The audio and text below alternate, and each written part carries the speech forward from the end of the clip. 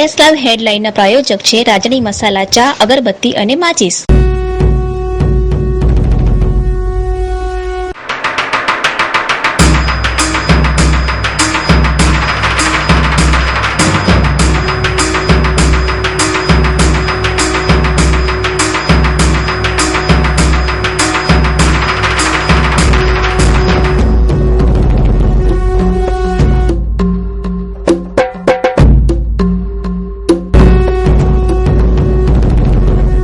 નમસ્કાર દર્શક મિત્રો, આપ નિહાળી રહ્યા છો S live news bulletin.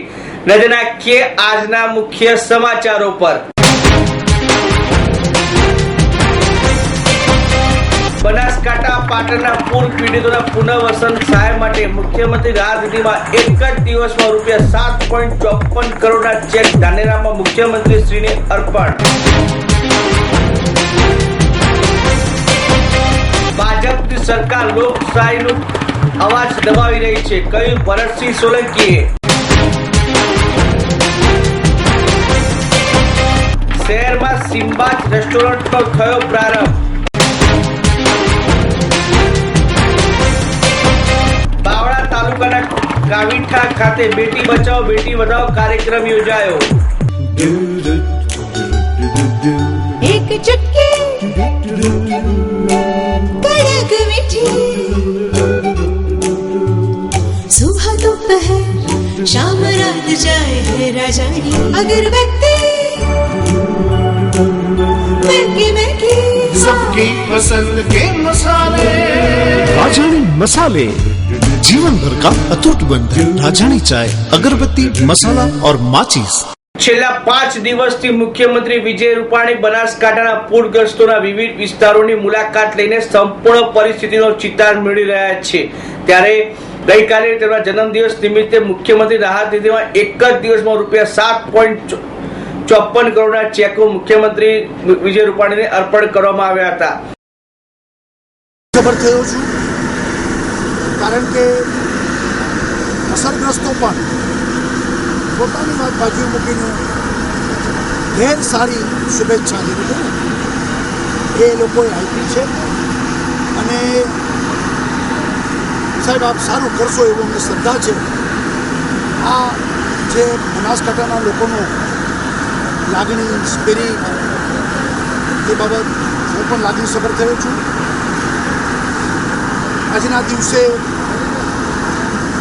Border એરિયાના ગામો એમાં બધાને મળવા જવાનું થયું. મોટી સંખ્યામાં લોકો મળ્યા અને એમના પ્રશ્નોની વાત કરી અને સાંભળી. જનરલી આવ્યો છું ત્યારથી 4 વસ્તુ સામે આવે છે. ખેતર ધોવાઈ ગયા, પાક ધોવાઈ ગયો, મકાનો તણાઈ ગયા, દોર તણાઈ ગયા. આ બધી વસ્તુમાં સરકાર ચિંતિત છે અને યોગ્ય સહાયતા ઝડપથી બધાને પહોંચે એ જ અમારું લક્ષ્ય છે. એમાં આપણે પણ આખો સર્વે અને રિપોર્ટ કેન્દ્રને આપીશું, ખર્ચ પણ દેખાડશું અને એમાં કેન્દ્ર મદદ કરતી હોય છે એ આપણે ચોક્કસ લાભ મળશે.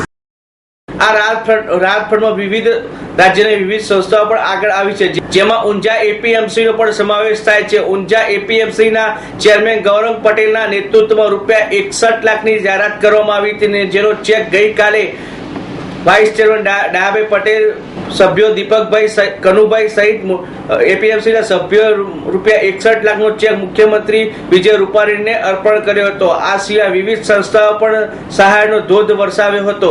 બનાસકાંઠા અને પાટણ ઉપર અતિવૃષ્ટિ થવાની જે પૂર પ્રકોપની સ્થિતિ સર્જાઈ તેમાંથી આ જિલ્લાને પુનઃ પૂર્વત કરવા અને જનહિતલક્ષી કામો અને વિકાસના કામો પ્રજાકીય સહયોગથી પૂર પ્રકોપને પુરુષાર્થી જીતાડવા ગુજરાતના શ્રેષ્ઠીઓ, સખાવતીઓ, શૈક્ષિક સંસ્થા મુખ્યમંત્રી રાહત નિધિમાં ઉદાર ખાતે ફાળો આપી રહી છે.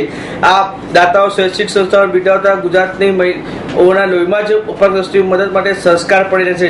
જ્યારે કુદરતી આફતો આવી છે ત્યારે સમાજ જીવનને પૂર્વવત કરવા મુખ્યમંત્રી દાન સહાયનો ધોધ વહેલો છે. મુખ્યમંત્રી આ પ્રસંગે જણાવ્યું કે આ ત્રાસદીમાંથી અસરગ્રસ્તો ફરીથી બેઠા કરવા માટે અતિ પ્રભાવિત ધાનેરા પહેલ કરતા સવાઈઓને સુવિધાયુક્ત બનાવ્યું છે.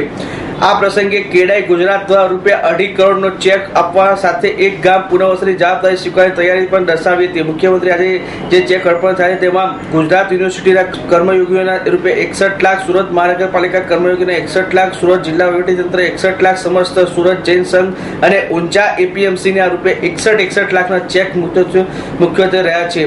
આ અગાઉ મુખ્યમંત્રી વિવેકાનંદ સ્કૂલમાં 1000 બાળકોને નોટબુક, પુસ્તક, સહાય કીટનું પ્રતિક વિતરણ કરાયું હતું. ધાનેરાનગરને 3 જ દિવસમાં સાફ સુથરું બનાવવા માટે તંત્રએ ભગીરથ પ્રયાસોની વિગત પણ આપી હતી. ભાજપની સરકાર લોકશાહીનું ગળું દબાવી રહી છે તેમ તેવો આક્ષેપ ગઈકાલે ગુજરાત પ્રદેશ કોંગ્રેસ સમિતિના પ્રદેશ અધ્યક્ષ ભરતસિંહ સોલંકી દ્વારા કરવામાં આવ્યો હતો. તેમણે જણાવ્યું હતું કે રાજ્યસભાની ચૂંટણીમાં જે નોટાનો ઉપયોગ કરવામાં આવે છે જેનો પણ તેમણે વિરોધ કર્યો હતો અને આ માટે તેમણે સુપ્રીમમાં પણ અરજી કરી છે અને સુપ્રીમની અરજીની આજે સુનાવણી પણ થનાર છે. જ્યારે બેંગ્લોરમાં કોંગ્રેસના ધારાસભ્યો જ્યાં રોકાયા છે ત્યાં ગઈકાલે ભાજપના ઈશારે ઇન્કમટેક્સ ખાતાના અધિકારીઓ રેડ કરી હતી અને ત્યાં જેમનો અવાજ દબાવવાનો પણ પ્રયાસ કરવામાં આવ્યો છે. ઇન્કમટેક્સની રેડ પાડી હોવાનો આક્ષેપ કોંગ્રેસ પ્રદેશ પ્રમુખ ભરતસિંહ સોલંકી દ્વારા કરવામાં આવ્યો હતો. બદલાવોની વાતો કરનાર ભાજપની બદલાની ભાવનાથી કામ કરી રહ્યો હોવાનો આક્ષેપ પણ પ્રદેશ પ્રમુખ દ્વારા કરવામાં આવ્યો હતો. ચાલ ચલન ચરિત્ર દુહાઈ દેનાર ભાજપ કારનામાં કાવતરા ખુલ્લા પડી ગયા છે છતાં કોંગ્રેસના ઉમેદવાર અહેમદભાઈ પટેલનો વિજય નિશ્ચિત છે એવો પણ તેમણે વિશ્વાસ વ્યક્ત કર્યો હતો. કોંગ્રેસના ધારાસભ્યોને ₹10 થી ₹15 કરોડમાં લાંચ આપવાનો પ્રયાસ પણ તેમણે કર્યો હતો. તેમ છતાં તે પ્રયાસ સફળ ન થતા આખરે તેમને ભાજપ દ્વારા નોટાનો વિકલ્પ પણ લીધો હતો. પરંતુ નોટાના વિકલ્પ માટે અમે ગુજરાત પ્રદેશ કોંગ્રેસ સમિતિના સભ્યો પણ આ માટે સુપ્રીમમાં અરજી કરી છે અને સુપ્રીમમાં આજે આ અરજીની સુનાવણી થનાર છે. આમ કોંગ્રેસના ઉમેદવારને હરાવવા નીકળેલા ભાજપની ચિંતા જુદી જ છે એમ જણાવીને તેમણે કહ્યું કે પોતાના વરિષ્ઠ નેતા અટલ બિહારી વાજપેયીની સરકારે ચૂંટણી પવિત્રતા જાળવવા માટે પસાર કરેલા ઓપન બેલેટ કાયદાને ઉલટાવવાનો ભાજપ સરકાર પ્રયાસ કરી રહી છે પરંતુ કોંગ્રેસ આ કાયદાનું પાલન કરવા કટિબદ્ધ છે. ભાજપના આગેવાનો કેન્દ્રીય ચૂંટણી પંચ સમક્ષ અમલ ન કરવા અંગે કરેલી રજૂઆતની આખરી ઝાટકણી કરતા કહ્યું કે જ્યારે કોંગ્રેસ નોટા સામે વિરોધ નોંધે અને જણાવ્યું કે રાજકીય પક્ષો વ્હીપ આપવામાં આવે ત્યારે નોટાનો કોઈ અર્થ રહેતો નથી ત્યારે ભાજપે કોંગ્રેસના ડરી ગયું હોવાથી આવી દલીલ કરી હોવાનો દાવો કરીને નોટાના અમલથી જે ધારાસભ્યો 6 વર્ષમાં બરતરફ ના થાય તેવી ભ્રામક વાતો ફેલાવી હતી. નોટાના અમલથી બાદ હવે ભાજપના જ્ઞાન લાદ્યું છે તેના ભાજપના ઉમેદવારો હારી જાય તેવી સ્થિતિ ઉભી થતા અકળાઈ ગયેલી ભાજપની ચૂંટણી પક્ષ સમક્ષ રજૂઆત કરવાની ફરજ પડી છે. જાણીતી બોલિવૂડની અભિનેત્રી અને તાજેતરમાં રિલીઝ થયેલી ફિલ્મ મુન્ના માઇકલની અભિનેત્રી નીતિ અગ્રવાલે ગઈકાલે એશિયાવે ઉપર આવેલા સિમ્બાઝ રેસ્ટોરન્ટનો પ્રારંભ કરાવ્યો હતો. આ ભવ્ય ઉદઘાટન પ્રસંગે સિમ્બાઝ હોટલના ડિરેક્ટર અને એમડી તેમજ બોપલ નગરપાલિકાના દંડક દિનેશ ડાભી, અંકિત પટેલ, વિશાલ પટેલ, કલ્પેશ ચાવડા સહિત મોટી સંખ્યામાં લોકો ખાસ ઉપસ્થિત રહ્યા હતા.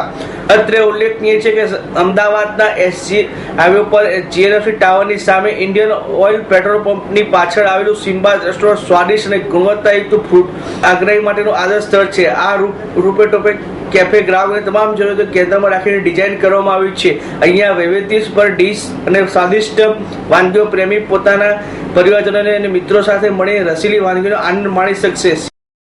बहुत अच्छा लग रहा है. मेरा सेकंड टाइम है यहाँ पे. आई होप कि मैं और बहुत बार आऊँ बिकॉज खाना पीना टेस्टी है, लोग यहाँ के इतने प्यारे हैं और वेदर भी बहुत अच्छा है तो बहुत अच्छा लग रहा है. अच्छा लगा बहुत. मतलब मेरे काफ़ी सारे गुजराती फ्रेंड्स हैं तो मैं बहुत फेमिलियर हूँ आप लोग की लैंग्वेज से, आप लोग के खाने पीने से, तो अच्छा लग रहा है बहुत. સિમ્બાઝ રેસ્ટોરન્ટની વિશેષતા એ છે કે અહીંયા ગ્રાહકોના ટેસ્ટ અને જરૂરિયાત પ્રમાણે રેસીપી તૈયાર કરાઈ છે.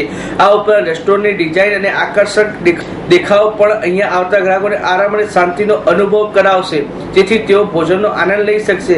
આ પ્રસંગે નીતિ અગ્રવાલે પોતાના ડાયટ અને પસંદગીની વાનગીઓ અંગે વાત પણ કરી હતી. તેમણે તંદુરસ્ત મન અને શરીર માટે સંતુલિત આહારની જરૂરિયાતો સમજાવીને ફિટનેસ જાળવી રાખવાની કેટલીક ટિપ્સ પણ આ પ્રસંગે આપી હતી.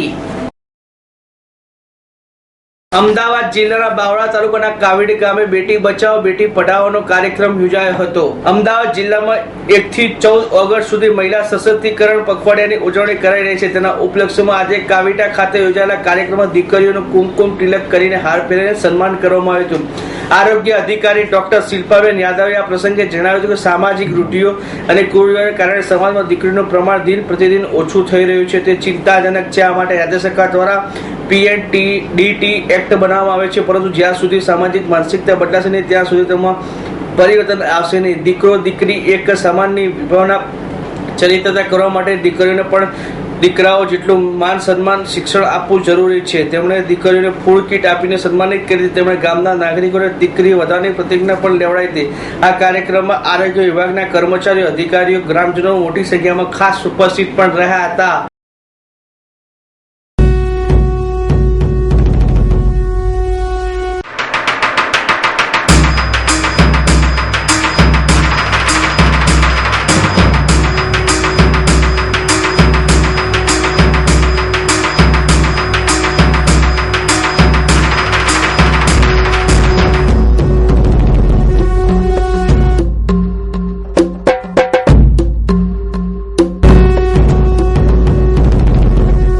મિત્રો, આ હતા અત્યાર સુધીના મુખ્ય સમાચારો. સમાચારની ખાસ ગતિવિધિ માટે આપ નિહાળતા રહેજો એસ લાઈવ ન્યૂઝ બુલેટિન. નમસ્કાર.